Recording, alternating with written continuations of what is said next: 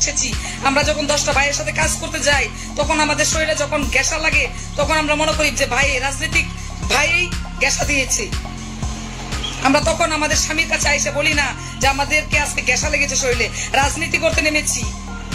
কাপড় খুলেই রাজনীতিতে নামতে হলে ডোন্ট মাইন্ড, ফ্রিলি বলতেছি, কাপড় খুলেই নামতে হয়। তাহলে মুখ আবার খোলা কি? যখন আমরা ডাকা যায়, আমরা কোনো ভুল করি, তখন আমাদেরকে বড় নেত্রী, কুত্তার বাচ্চা, সরে বাচ্চা, মা বাবা তুলেই গালি দেয়। আওয়ামী লীগের পুরুষ এমপিরা যেমন লুচ্চা ছিল, ঠিক তেমনি তাদের বেশ কয়েকজন নারী এমপি দুশ্চরিত্রা ছিল।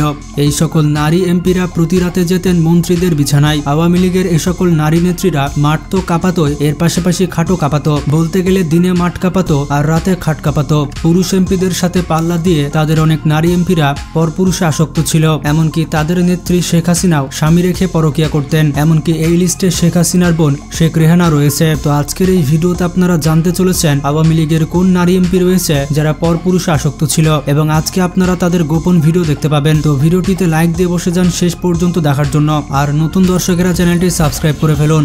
নাম্বার 1, চামেলি আক্তার। আওয়ামী লীগের দেহ ব্যবসায়ী এবং দুশ্চরিত্রা নেত্রী হচ্ছে চামেলি আক্তার। তার আসল নাম হচ্ছে সৈয়দা রোকসানা ইসলাম। ঢাকা দক্ষিণ সিটি কর্পোরেশনের 20 নম্বর ওয়ার্ডের সংরক্ষিত আসনের এই নারী কাউন্সিলর গত এপ্রিল মাসে শৃঙ্খলা পরিপন্থী কর্মকাণ্ডে জড়িত থাকার কারণে ঢাকা দক্ষিণ মহানগর আওয়ামী লীগের কার্যনির্বাহী সদস্য পদ থেকে তাকে অব্যাহতি দেওয়া হয়। সম্প্রতি এই নারী কাউন্সিলরের একটি গোপন ভিডিও ভাইরাল হয়েছে। এটি হচ্ছে সেই গোপন ভিডিও। সামাজিক যোগাযোগ মাধ্যমে এই ভিডিওটি অনেক ভাইরাল হয়। এই ভিডিওতে দেখা যায় আবাসিক হোটেলে শীততাপ নিয়ন্ত্রিত রুমে এক অজ্ঞাত ব্যক্তির সাথে অন্তরঙ্গ মুহূর্তে রয়েছে চামেলি। তার ইচ্ছাতে ওই ব্যক্তি আবার এই ভিডিওটি করেছে। পরে জানা যায় এই নেত্রী নাকি প্রতিদিন আলাদা আলাদা পরপুরুষের সাথে রাত কাটাতো। নাম্বার 2, মালা খান। কিছুদিন আগে বাংলাদেশ রেফারেন্স ফর কেমিক্যাল মেজারমেন্টসের সদ্য বিদায় মহাপরিচালক এবং প্রধান বৈজ্ঞানিক কর্মকর্তা মালা খানের অফিসে গোপন কক্ষ নিয়ে একটি ভিডিও ভাইরাল হয়। এরপরে সোশ্যাল মিডিয়াতে হয় তোলপাড়। সেখানে পাওয়া যায় অনৈতিক কাজের নানা উপকরণ। অভিযোগ আছে এই নেত্রী নাকি তার অফিসে পরপুরুষে নিয়ে রঙ্গলীলা করতেন। এই মালা খান আওয়ামী লীগের রাজনীতির সাথে যুক্ত ছিলেন। সরকারি অফিসে এমন গোপন কক্ষকাণ্ডে হতবাক হয়েছে নেটিজেনরা। মালা খানের বিরুদ্ধে দুর্নীতি এবং অফিস কক্ষে অনৈতিক কর্মকাণ্ডের অভিযোগ রয়েছে। তার অফিসের সাথে একটি গোপন রুম পাওয়া গেছে। সেখানে শারীরিক সম্পর্কজনিত বিভিন্ন দ্রব্যাদিও পাওয়া গিয়েছে। নাগরিক টেলিভিশনে এই ভিডিওটি ভাইরাল করা হয়। নাগরিক টেলিভিশনের মাধ্যমে সবাই এই গোপন কক্ষ সম্পর্কে জানতে পারে। মালা খানের অনৈতিক কর্মকাণ্ড সম্পর্কে তার অফিসের কলিগরা সাক্ষ্য দিয়েছে। তারা বলে থাকেন মালা খানকে মাঝে মধ্যে সেই গোপন কক্ষে যেতে দেখা যেত, কিংবা হঠাৎ করে যখন তারা তার রুমে যেত তখন মালা খানকে তারা দেখতে পেত না। অফিসের এই গোপন কক্ষ সম্পর্কে তারা জানলেও এতদিন তারা মুখ বন্ধ করে রেখেছিল।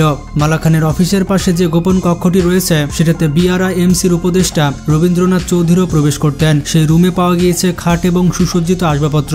অফিসের অন্যান্য কর্মচারীরা বলেন তারা যখন রবীন্দ্রনাথ চৌধুরীর কক্ষে যেতেন তখন তাকে বিব্রতকর পোশাকে দেখতে পেতেন। এই গোপন কক্ষটি ছিল মালা খান এবং রবীন্দ্রনাথ চৌধুরীর কক্ষের মাঝখানে, এবং তাদের দুইজনের অফিস রুম থেকেই সেই গোপন কক্ষে প্রবেশ করা যেত। নাম্বার 3, মাহিয়া মাহি। বাংলাদেশের অন্যতম আলোচিত একজন নায়িকা হচ্ছেন মাহি। প্রায়শই নিউজের হেডলাইনে থাকতো মাহিয়া মাহি। আপনারা যেমনটা জানেন, মাহি আনুষ্ঠানিকভাবে রাজনীতিতে যোগদান দিয়েছে এবং সে রাজশাহীতে এমপির জন্য লড়াই করেছে, কিন্তু সে ভোটে জয়লাভ করতে পারেনি। আওয়ামী লীগ সমর্থিত বঙ্গবন্ধু সাংস্কৃতিক জোটে কেন্দ্রীয় ও বিভাগীয় দুটি পদেই দায়িত্ব পালন করেছে মাহিয়া মাহি। অন্যদিকে বাংলাদেশের অশ্লীল নায়িকাদের আইডল বলা হয় মাহিয়া মাহিকে। এমনকি মাহির অশ্লীল ডান্সের ভিডিও ভাইরাল হয়েছে। তার এই অদ্ভুত ডান্সের কারণে তাকে ট্রোল করা হয়েছে। এমনকি মাহির এক্স বয়ফ্রেন্ডের সাথে তাদের গোপন ভিডিও ভাইরাল হয়েছিল। 2016 সালে সিলেটের ব্যবসায়ী পারভেজ মাহমুদ অপুকে বিয়ে করেন মাহি।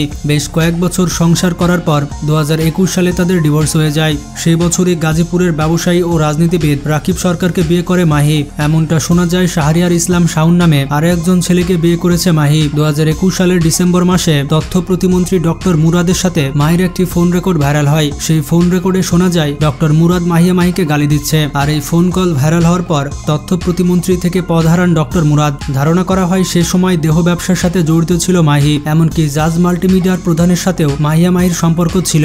নাম্বার 4, শেখ রেহানা। 1975 সালের 15 আগস্ট শেখ মুজিবুর রহমানকে সপরিবারে হত্যা করা হয়। তবে সেদিন বেঁচে গিয়েছিল শেখ হাসিনা এবং শেখ রেহানা। সে সময় শেখ হাসিনা এবং শেখ রেহানা দেশের বাইরে ছিলেন। এর প্রায় 50 বছর পর ছাত্র জনতার ক্ষোভের মুখে পড়ে শেখ হাসিনা এবং শেখ রেহানা দেশ ত্যাগ করেন। তবে এবারও বেঁচে যায় শেখ হাসিনা এবং শেখ রেহানা। তাদের ভাগ্য আসলেই ভালো। আর এরই মধ্যে শেখ রেহানার বিভিন্ন অপকর্ম বেরিয়ে আসতে শুরু করেছে। রিমান্ডে সালমান এফ রহমান শেখ রেহানার দুর্নীতির কথা বলে। এছাড়া নাগরিক টিভি শেখ রেহানার পরকীয়ার খবর ভাইরাল করেছে। নাগরিক টিভির সাংবাদিক নাজমুস সাকিব জানিয়েছে, রেহেনার সাবেক প্রেমিক হচ্ছে প্রিমিয়ার ব্যাংকের চেয়ারম্যান ডক্টর MHB ইকবাল। আর শেখ হাসিনার বোনের প্রেমিক হিসেবে সে অনেক সুবিধা লুটে নিয়েছে। রেহেনার সাথে ইকবালের সম্পর্ক রয়েছে, এটা অনেকে হয়তো বিশ্বাস করবে না, তবে এটা সত্য বলে জানিয়েছে সাংবাদিক নাজমুস সাকিব। কারণ শেখ হাসিনার মতো শেখ রেহেনাও স্বামীর সঙ্গে থাকতে পছন্দ করে না। এমনকি শেখ রেহেনাকেও স্বামীর সাথে খুব বেশি দেখা যায়নি। রেহেনা এবং তার স্বামী ডক্টর সিদ্দিকীর সঙ্গে তার কোনো ছবি পাওয়া যায়নি। আবার ইকবালের সাথেও রেহেনার কোনো ছবি পাওয়া যায়নি। আর এই কারণে তাদের দুজনের কখনো ছবি তুলতে পারেনি কেউ।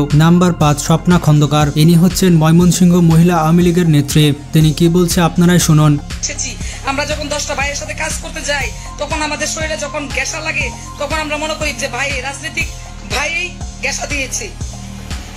আমরা তখন আমাদের স্বামীর কাছে আইসে বলি না যে আমাদেরকে আজকে গ্যাসা লেগেছে শরীরে, রাজনীতি করতে নেমেছি। কাপড় খুলেই রাজনীতিতে নামতে হলে ডোন্ট মাইন্ড, ফ্রিলি বলতেছি, কাপড় খুলেই নামতে হয়। তাহলে মুখ আবার খোলা কি? যখন আমরা ডাকা যায়, আমরা কোনো ভুল করি, তখন আমাদেরকে বড় নেত্রী, কুত্তার বাচ্চা, সরে বাচ্চা, মা বাবা তুলেই গালি দেয়। সে বলছে রাজনীতি করতে এসেছে, কাপড় খুলে করতে এসেছে। রাজনীতি করতে আসলে কোনো লজ্জা করার দরকার নেই। কিছু বছর আগে তার 31 সেকেন্ডের এই ভিডিওটি অনেক ভাইরাল হয়। এরপরে সোশ্যাল মিডিয়াতে তাকে নিয়ে বিভিন্ন সমালোচনা করা হয়। তো বুঝতে পারলেন রাজনীতি করতে হলে কোনো লজ্জাশরম থাকা যাবে না। বন্ধুরা, অবাক করা বিষয়টি হচ্ছে শেখ হাসিনার পরকীয়ার কথাও কিন্তু শোনা যায়। আমার ফাঁসি চাই বইয়ে মুক্তিযোদ্ধা রেন্টু লেখেন, 1981 সালে শেখ হাসিনা বাংলাদেশে আসার পর থেকেই তার স্বামী ডক্টর ওয়াজেদ মিয়ার সাথে স্বামী স্ত্রী হিসেবে কখনো একটি দিন কিংবা একটি রাত কাটাননি শেখ হাসিনা। শেখ হাসিনার স্বামী ওয়াজেদ মিয়া তার মৃত্যু পর্যন্ত মহাখালীর কোয়ার্টারে জীবনযাপন করেছেন। শেখ হাসিনা এবং তার স্বামীর সাথে কোনো রকম যোগাযোগই হতো না। সে সময় নাকি শেখ হাসিনা প্রতিদিন সন্ধ্যার সময় রেডি হয়ে লম্বা চুলের বেনি করে চকচকে নতুন শাড়ি পরে খুবই পরিপাটি হয়ে কাউকে সঙ্গে না নিয়ে তার ড্রাইভার এবং জিপ গাড়ি নিয়ে বেরিয়ে পড়তেন এবং এরপরে ঘন্টা 2 পরে ফিরে আসতেন। সেই অজ্ঞাত স্থানে যাওয়া ছাড়া শেখ হাসিনা কখনোই জিপ গাড়ি নিয়ে একা বের হতেন না। 1987 সালে শেখ হাসিনার সাথে পরিচয় হয় মৃণাল কান্তি দাসের। আর পরিচয় হওয়ার পর থেকেই মৃণাল কান্তি দাস ধানমন্ডি 32 নম্বর বাড়িতে থাকতে শুরু করেন। এমনটাও শোনা গেছে বঙ্গভবনে দরজা লাগিয়ে শেখ হাসিনা এবং মৃণাল কান্তি দাস কুটকুট করে কথা বলতেন এবং তারা দুজনেই খিলখিল করে হাসতেন। শেখ হাসিনার কাছে মৃণাল কান্তি দাসের অনেক গ্রহণযোগ্যতা বেড়ে গিয়েছিল। মৃণাল কান্তি হয়ে উঠেছিল শেখ হাসিনার সব থেকে কাছের ব্যক্তি। তো যাই হোক বন্ধুরা, আপনারা দেখতেই পেলেন আওয়ামী লীগের এই নারী নেত্রীরা কেমন ছিল। ভিডিওটি সম্পর্কে কোনো মতামত থাকলে কমেন্ট করে জানাতে পারেন এবং ভিডিওটি বেশি বেশি বন্ধুদের সাথে শেয়ার করতে পারেন। আজকে এ পর্যন্তই। ভালো থাকবেন, নিজের খেয়াল রাখবেন, টেক কেয়ার।